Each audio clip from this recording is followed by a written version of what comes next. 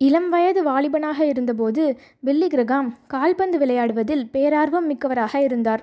அதே நேரத்தில் பில்லி கிரகாம் கடவுளுக்காக எதையாவது செய்ய வேண்டும் என்ற ஆர்வம் உடையவராகவும் இருந்தார். ஒரு நாள் தன் நண்பர்களோடு கால்பந்தாடச் சென்ற அவர் விளையாடி கொண்டிருந்த நேரத்தில் அவர் உள்ளம் கடவுளோடு உறவாடி கொண்டிருந்தது.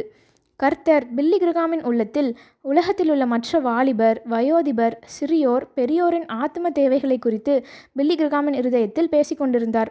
விளையாட்டு முடிந்தது. நண்பர்கள் எல்லாரும் அவரவர் தம் தம் வீட்டிற்கு சென்று விட்டார்கள். ஆனால் பில்லி கிரகாமோ அந்த கால்பந்து மைதானத்திலே முழங்கால் படியிட்டார். கண்களிலிருந்து தாரை தாரையாய் கண்ணீர் ஓடிக்கொண்டிருந்தது. ஆண்டவரே, என்னை நம்பும், என்னை நம்பும், என்னை உமது நம்பிக்கைக்குரியவனாக்கும் என்று கதறி ஜெபித்தார். அவரது உள்ளம் கடவுளிடத்தில் கெஞ்சி கொண்டிருந்தது. ஏறத்தாழ 4 மணி நேரம் மிகுந்த சத்தத்தோடு ஜெபித்தார். ஆண்டவரே, என்னை நம்பும் என்பதுதான் அவரது ஜெபமாக இருந்தது.